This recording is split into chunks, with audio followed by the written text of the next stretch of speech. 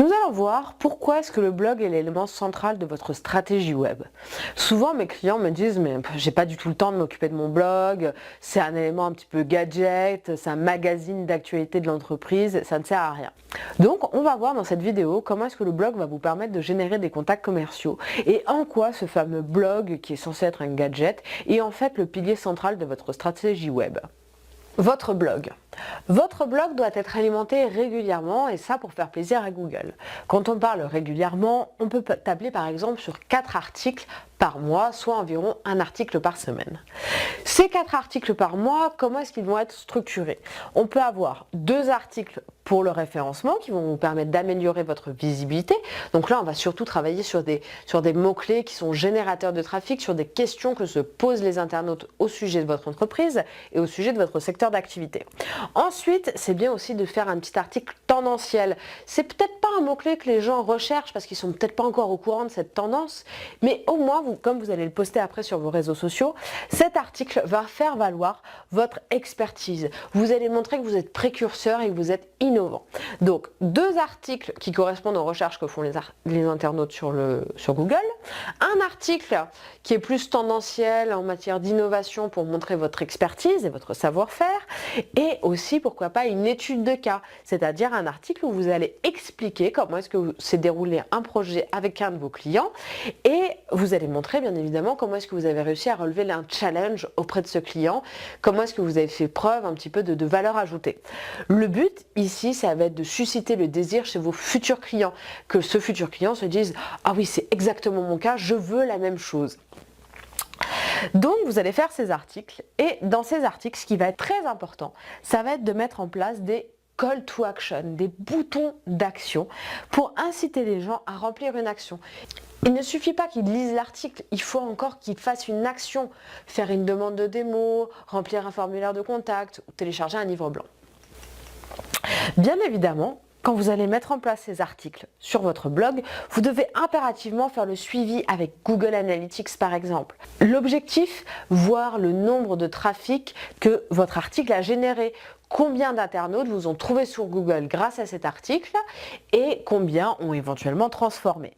L'objectif donc c'est de mettre en place le suivi Google Analytics de vos articles, mais également des balises de conversion.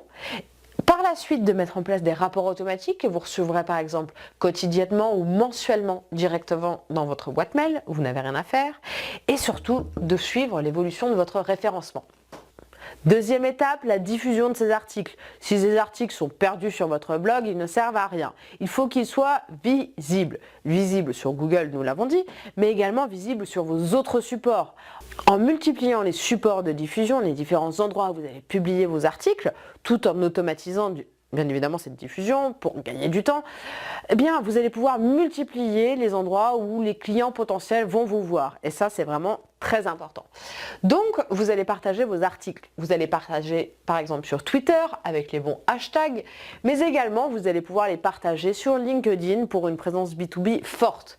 Par exemple, quand vous faites un article, vous pouvez faire 2 posts LinkedIn que vous diffuserez sur votre page entreprise et également sur les pages de vos différents collaborateurs. Vous pouvez également faire un article LinkedIn, une espèce de synthèse de votre article base, et pourquoi pas publier également sur les groupes. Ce qui est intéressant, c'est que vous allez également pouvoir alimenter cette fameuse newsletter que vous n'aviez jamais eu le temps de faire. Avec votre 4 articles, vous allez pouvoir créer une newsletter. Attention, je suis sûre que vous avez plein d'emails dans vos boîtes mail, dans votre CRM, etc. Avez-vous vraiment le temps de les segmenter par personae? Je ne sais pas. Donc peut-être pour le lancement de votre newsletter, ça vaut la peine de lancer cette fameuse newsletter alimentée par votre blog et de faire qu'une seule newsletter au début, de ne pas la cibler par personae. Le but, vous allez me dire, quel est-il? C'est, parce que newsletter, c'est bien connu, ça ne sert à rien, mais ça va être de réactiver tous vos leads, c'est-à-dire ce fameux contact que vous aviez eu il y a 3 ans et qui n'était pas encore chaud, que vous n'aviez pas rentré dans un schéma de nurturing en CRM, et bien là vous allez pouvoir, grâce à votre newsletter, le réactiver. Ce qui fait que finalement, tous les mois, eh bien, vous allez mettre en avant une étude de cas ce qui est très bien pour réactiver des nouveaux contacts ou même pour réactiver votre portefeuille de clients actifs. Vous allez également pouvoir présenter vos articles tendanciels pour faire une veille auprès de vos clients, ce qui peut vraiment beaucoup les intéresser. Voilà. Par la suite, quelque chose qui est vraiment très intéressant, c'est que votre blog va permettre d'alimenter votre stratégie inbound marketing. En effet, vous allez pouvoir compiler vos articles sous la forme d'un livre blanc. Et ce livre blanc pourra être proposé sur votre site en échange de l'adresse email de vos clients. Je te donne mon livre blanc, tu me donnes ton adresse email pour que je puisse te l'envoyer. L'objectif, c'est que vous ayez des nouveaux leads. Mais aussi, ce qui peut être intéressant, c'est que ce livre blanc, ça va être un outil pour vos commerciaux en rendez-vous.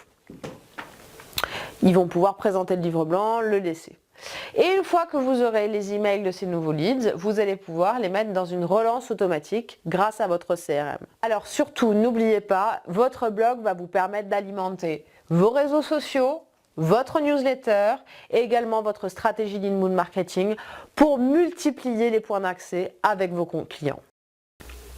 Donc nous avons vu en effet comme quoi le blog est vraiment le pilier central de votre stratégie web. Il permet d'alimenter tous vos contenus web et surtout d'attirer des leads de manière intelligente.